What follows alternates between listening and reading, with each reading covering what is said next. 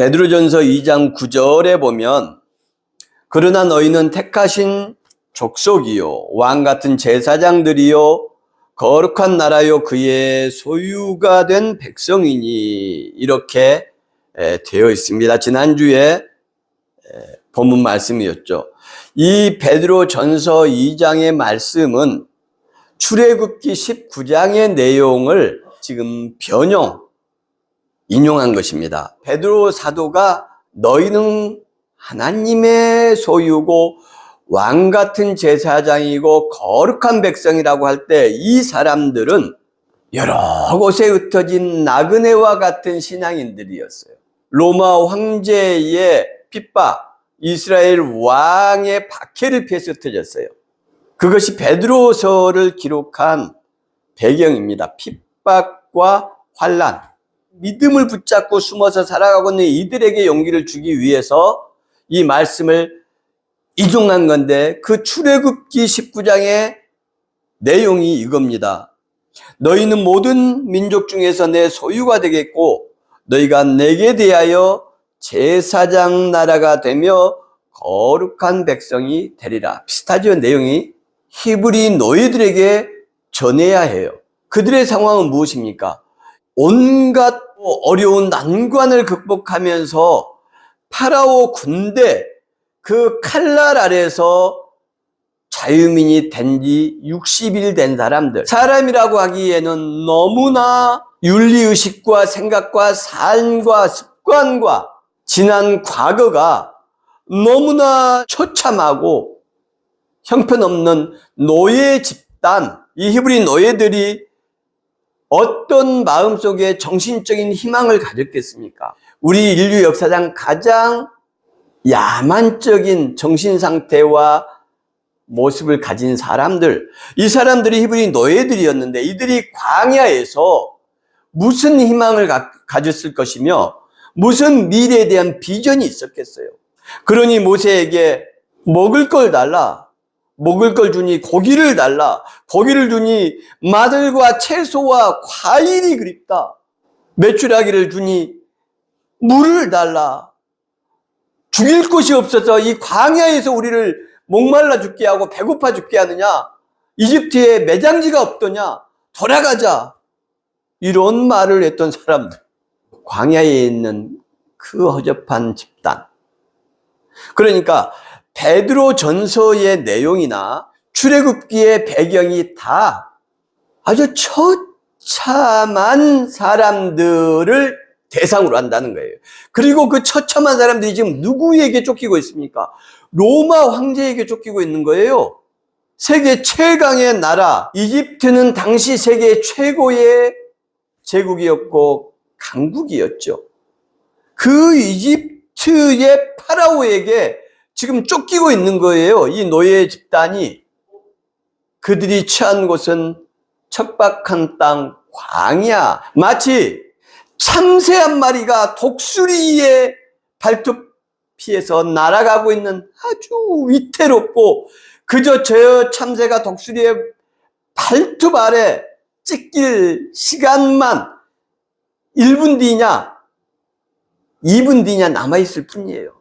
누가 어떻게 독수리에게서 그 참새를 구해낼 수 있겠습니까? 사자의 추격을 당하는 작은 양 한 마리 같은 상황에 놓인 인간들이 흩어진 나그네들이고 광야의 히브리 노예들의 상황이다.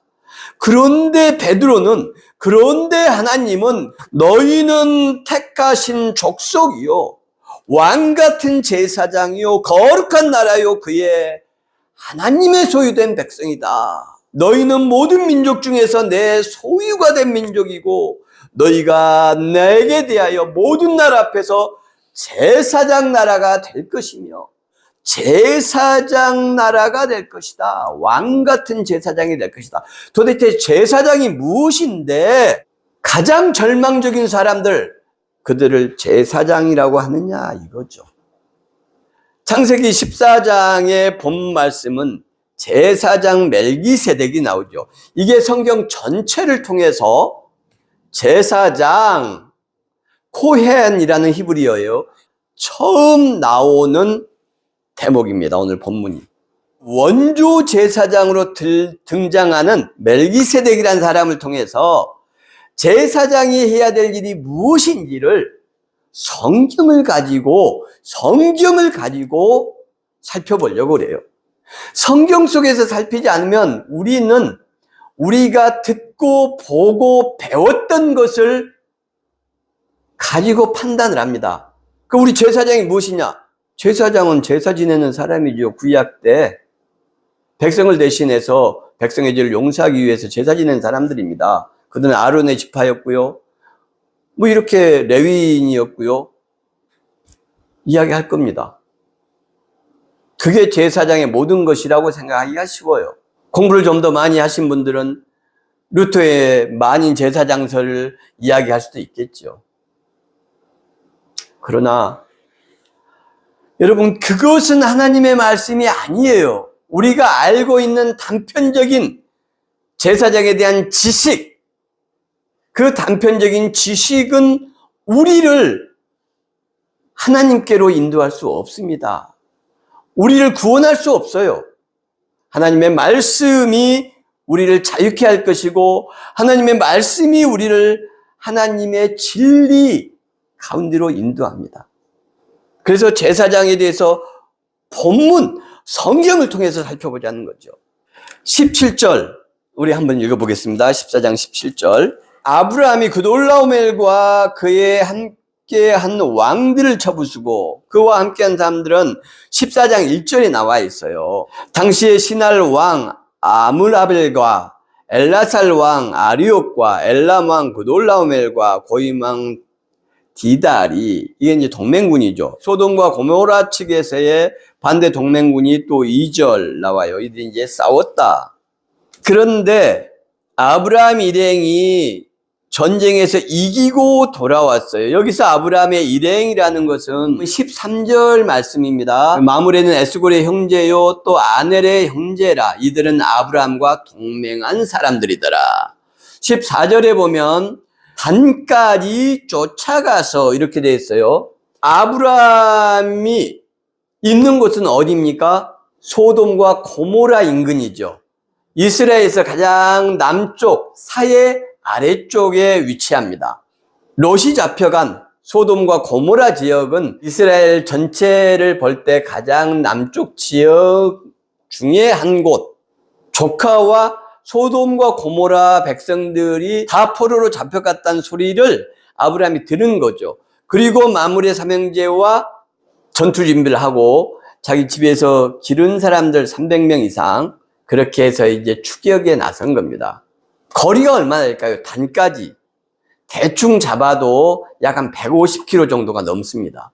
이 150km가 넘는 길을 쫓아가서 전투를 했겠죠. 그 전투를 하루를 했는지 5시간을 했는지 이틀 했는지 알 수는 없어요. 그리고 나서 승리하고 롯과 포로들을 빼앗긴 재물을 전부 되찾아서 지금 돌아온 겁니다. 18절 한번 읽어보겠습니다. 어떤 일이 일어났는지. 18절 시작.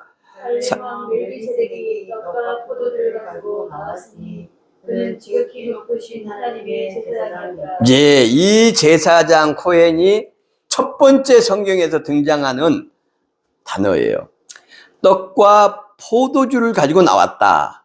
가지고 나왔으니 이 단어를 히브리어로 야짜라고 그래요. 야짜는 나오다, 나가다, 앞으로 가다. 그런데 이 단어가 문법상 히필형이라는 걸로 쓰여요. 우리로 말하면 사역동사라고 그러죠. 뭐뭐 하게 하다 이런 거 있잖아요. 공부하다 이걸 사역형으로 쓰면 공부하게 하다, 잠자게 하다, 일을 시키는 거죠. 사역. 우리말의 사역형과 비슷합니다. 그리고 해석은 무엇 하게 하다로 보면 돼요. 그러면 이 야자는 나가다, 나오다 이걸 히필형으로 쓰였으니까 나가게 하다, 나오게 하다, 앞으로 가게 하다 이 뜻이란 말이에요. 그렇죠? 예. 그런데 가지고 나왔다라고 돼버린 거예요. 예, 약간 다르죠? 가지고 나오게 했으니, 로 번역을 하거나 가지고 나가게 했으니, 지금 전쟁이, 굉장한 전쟁이 일어났어요. 지금 우리가 자세히 살피지 않아서 그런데 14장 1절에 보면 시날 왕 아므라벨과 이렇게 돼 있죠. 시날 평지 알죠? 유프라테스 티그리스 유역에 대제국들이에요. 그 다음에 그 밑에 보면 엘람 왕 그돌라오멜가, 엘람이란 나라는 바벨론 이전까지 거대한 제국을 형성했던 유프라테스 티그리스 유역에 있었던 제국입니다. 엄청나게 큰 제국이에요. 이 사람들이 유프라테스 티그리스 강에서부터 쭉 밀고 들어오면서 완전히 이 지중해 오른쪽 지역을 초토화를 시키는 겁니다. 이 보면은 14장 6절에 보면 호리 족속을 그 산 세일에서 쳐서 광야 근방 엘바란까지 이르렀으며 그들이 돌이켜 엠미스밭 가데스에 이르러 아말렉 족속 온 땅 하사손 다말에 사는 아모리 족속을 치고 그 전부 그 중간에 있는 나라들과 왕들을 전부 제거를 하고 온 거예요. 싹쓸이를 하고 오는 거죠. 그 말발굽 아래 롯과 가족들이 살던 소돔과 고모라가 밟힌 거죠.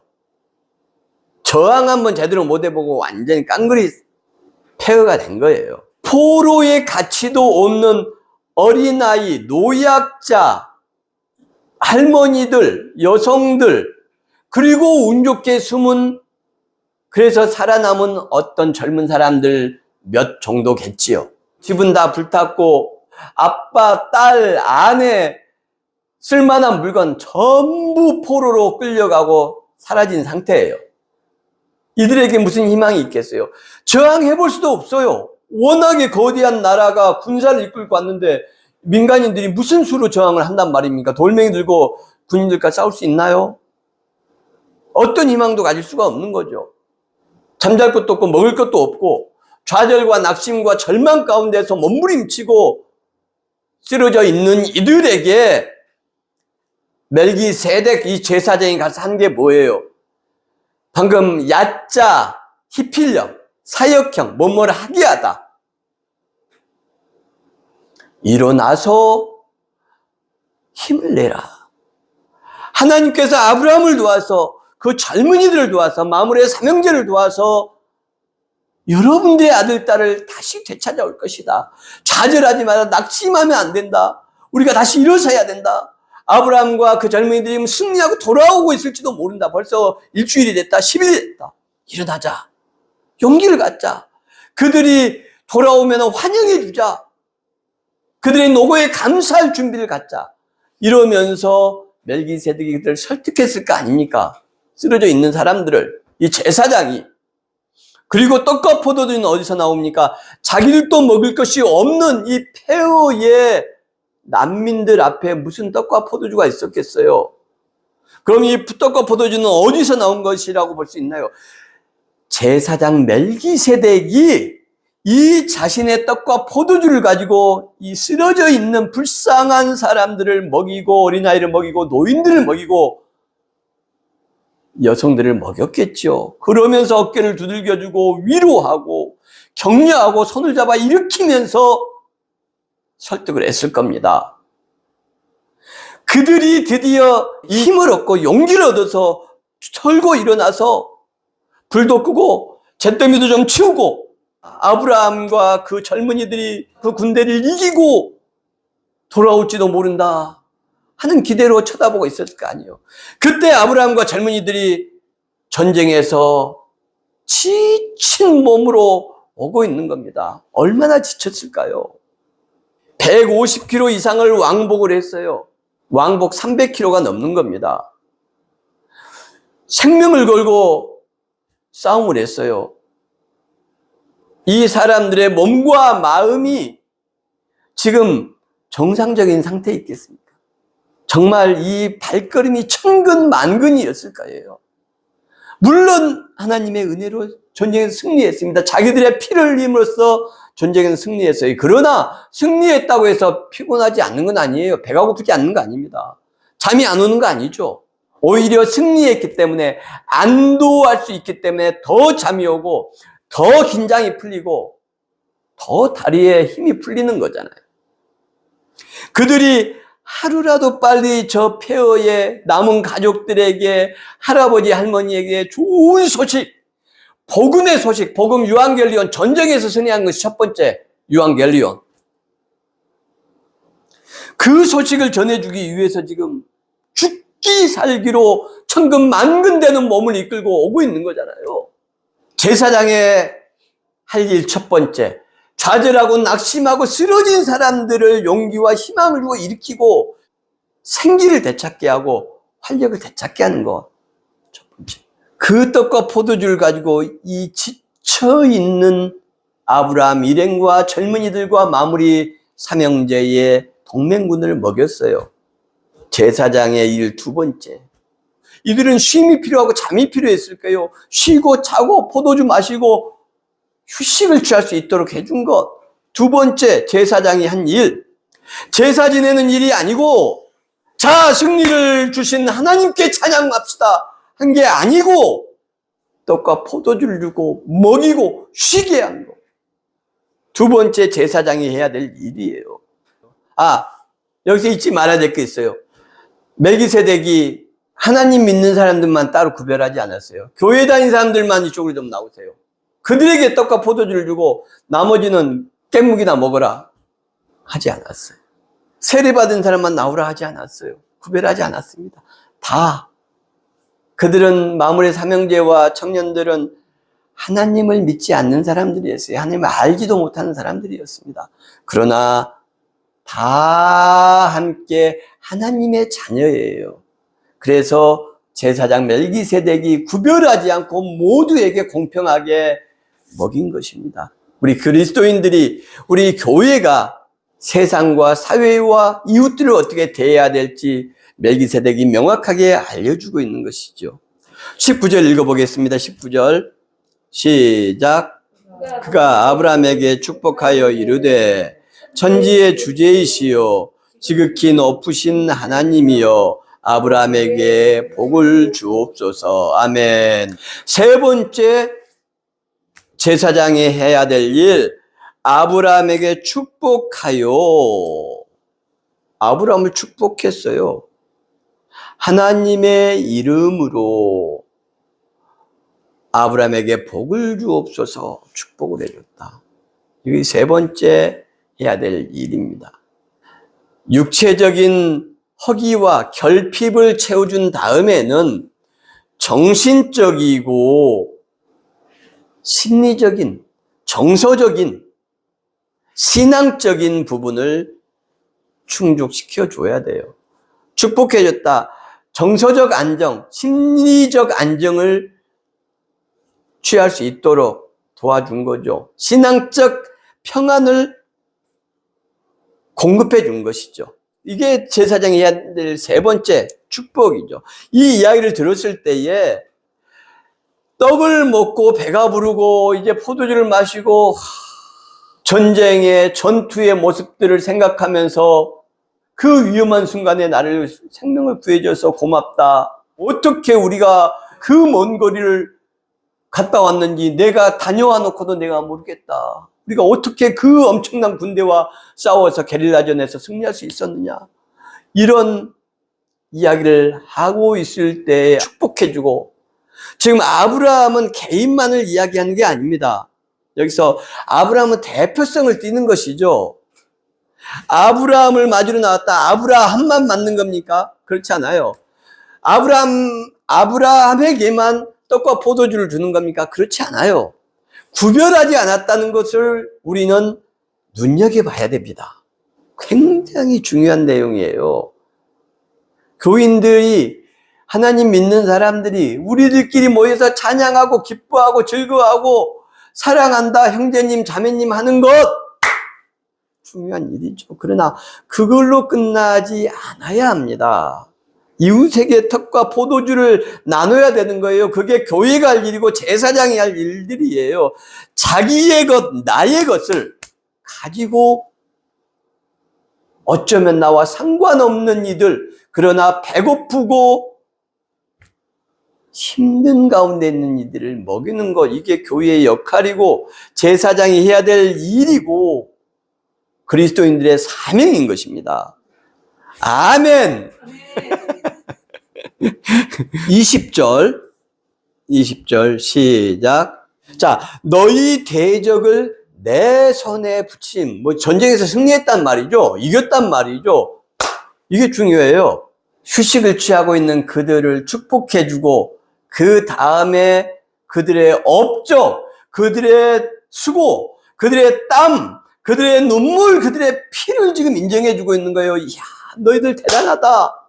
그 업적을 칭찬해주고 격려해주는 것. 이게 중요하죠. 그 다음에 하는 일이 무엇입니까? 너희들의 승리가 대단하다. 그런데 그 승리는 원래 하나님 손에 있었던 거야. 붙이신. 이 붙이신이란 말이 히브리 원어가 건네주다라는 뜻이에요. 주다, 건네주다. 원래 하나님의 손에 있던 것을 마간해서 너희들에게 주신 거야. 마간이란 단어예요. 건네주신 거야. 너희들의 승리가 대단하고 훌륭하고 멋있었어. 그래서 떡과 쉼과 축복을 해줬죠, 제사장이.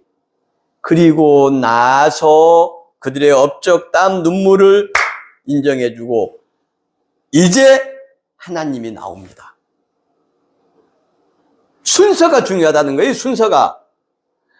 우리는 소위 전도를 하려고 하면 어떻게 합니까? 맨 먼저 전도의 음흉한 속셈을 가지고 마치 그렇지 않은 것처럼 다가가서 선행을 하거나 친한 척을 하거나 위로하는 척을 하거나, 근데 그것은 분명히 위로하는 척하는 거죠.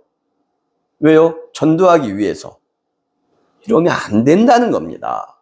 멜기세덱은 원조 제사장, 최초의 제사장, 그리고 이 멜기세덱은 굉장히 신비로운 인물이죠. 히브리서에서 처음도 없고 끝도 없는 예수 그리스도가 멜기세덱의 반차를 따라서 완전한 제사장이 되었다 할 때 멜기세덱이 등장해요. 그런 상징적인, 예수 그리스도의 상징적인 인물입니다. 그런데 이 멜기세덱이 어떻게 하나요? 좌절낭망한 사람들 가서 위로해주고 손잡아 일으켜주고 어깨 두들겨주고 먹이고 자기 떡, 자기 포도주를 갖다 주는 거예요. 그리고 희망을 심어주는 것. 그들을 교회로 인도하기 위해서, 세례받게 하기 위해서, 전도하기 위해서가 아니란 말입니다. 사람 자체가 목적인 거예요. 마찬가지로 아브라함과 이 전쟁에 참여했던 젊은이들에게도 똑같이 했죠. 그들 자체가 목적이었어요. 그들 자체가 소중했어요. 제사장 멜기세덱의 말과 행태를 보면 배부르고 쉬고 편안할 때 정서적으로 와, 이게 웬 복이고 정말 신의 은총이 아니면 어떻게 그 죽음의 위협 속에서 우리가 살아남았을까 라고 이들도 생각하고 감사하며 혹시 모를 신을 생각하고 있을 이때에 멜기세덱이 이야기를 하는 겁니다. 너희들의 그 위대한 승리는 신께서 마간하신 거야. 너희들 손에, 너희들 앞에 건네주신 거야. 그럴 때 이들이 어떤 생각이 들었겠어요? 높은 존귀한 살렘 왕, 그것도 신의 제사장이 나와서 자기들을 섬기고 떡을 주고 포도주를 주고 격려해주고 축복해주고, 하나님이여 지극히 높으신 이 세상을 천지의 주제, 하늘과 땅을 만드신 창조주 하나님이여 이들을 복주옵소서, 축복해 주시고 너희들 정말 대단하다, 그런 승리를 하다니, 그 엄청난 군대를 이기다니, 그렇게 한 다음에, 그런데 그 승리는 하나님의 은총이었어. 하나님의 선물이었어. 하나님께서 너희들에게 그 승리를 허락하신 거야. 그 축복인 거야. 너희들은 하나님의 축복받은 사람들이야. 그럴 때 하나님을 모르는 이들의 마음에 무슨 생각이 들었을까요? 그 하나님 누군지는 모르겠지만 저 제사장이 하는 것을 볼 때 우리한테 먼저 교회 나오라고 하지 않고, 네 승리를 안겨준 하나님한테 먼저 제사 지내자라고 하지 않고, 먼저 감사하자라고 하지 않고 우리의 줄임배를 채워주고 감동하지 않겠습니까? 자연스럽게 하나님을 믿지 않을 수가 없게 되는 것이죠. 하나님을 영접하지 않을 수 없게 되는 겁니다. 멜기세덱의 순서를 따르면. 우리 모두는 이렇게 5가지의 일을 해야 할 왕 같은 제사장이다. 베드로전서 2장은 그렇게 이야기하는 거예요. 그렇게 세상과 이웃 사람들을 향해서 헌신하고 봉사하고 이런 사명을 띤 그런 거룩한 구별된 나라, 하나님의 소유된 백성, 구별된 나라 바실레이아죠. 바실레이아는 뭐라고 했습니까? 다스림과 통치. 그 다스림과 통치는 하나님의 다스림과 통치고, 그것은 다른 말로 공의와 사랑이고, 그 하나님의 나라 3가지 형태, 내 안에 하나님의 다스림과 통치, 공의와 사랑이 시작되어야 되고, 공의와 사랑을 생각하게 되는 걸 말하는 겁니다. 하나님의 통치가 이미 시작된 거죠, 그게. 그 다음에 공의와 사랑이 내 손과 발과 말과 삶을 통해서 이웃과 사회에 펼쳐지고 세워지는 것. 2번째 하나님의 나라. 그리고 그런 삶을 살다가 예수님처럼, 바울처럼 거룩하고 완전한 저 하나님의 천국에 가는 것. 3번째 하나님의 나라. 이렇게 단계들이 있다. 3가지 형태의 하나님의 나라가 있다. 우리들은 사람을 위해서 헌신하고 봉사하고 먹여야 될 그런 거룩한 하나님의 다스림이 있는 구별된, 거룩한 구별된, 따로 떼어놓은 그런 사람들이다. 하나님의 소유된 백성이다. 우리 주변에는 이렇게 배고프고 힘든 사람들이 생각보다 많습니다. 기도원에 다녀왔습니다. 많은 사람들이 기도하고 있었어요. 조용히 무릎을 꿇고 앉아서 기도하는 분,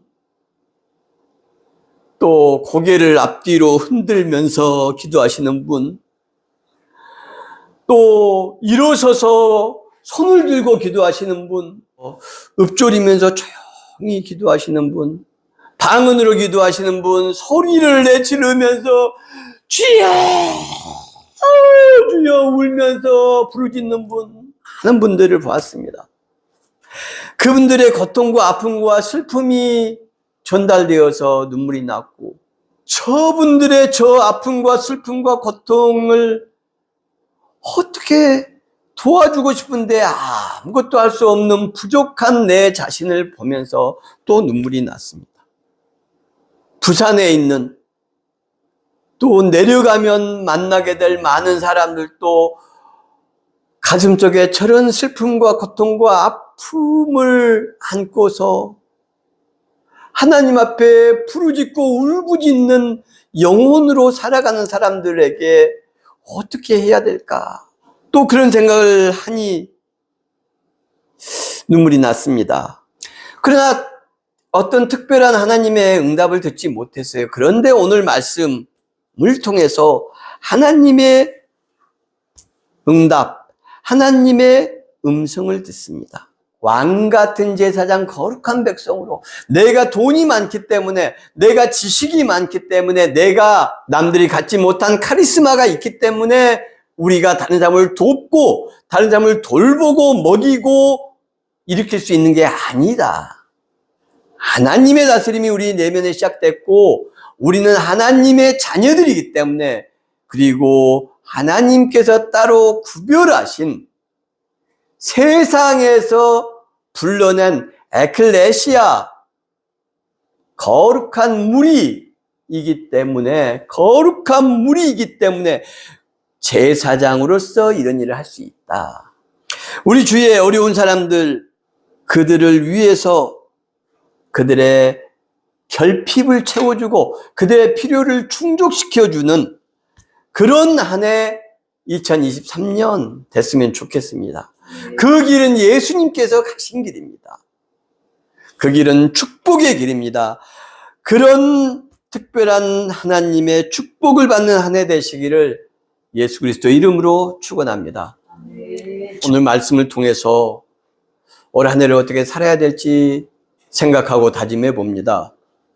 하나님, 우리가 제사장으로서 그 임무와 역할을 잘 감당할 수 있게 하여 주시고 우리의 이웃들의 아픔과 눈물을 살필 수 있게 도와주옵소서.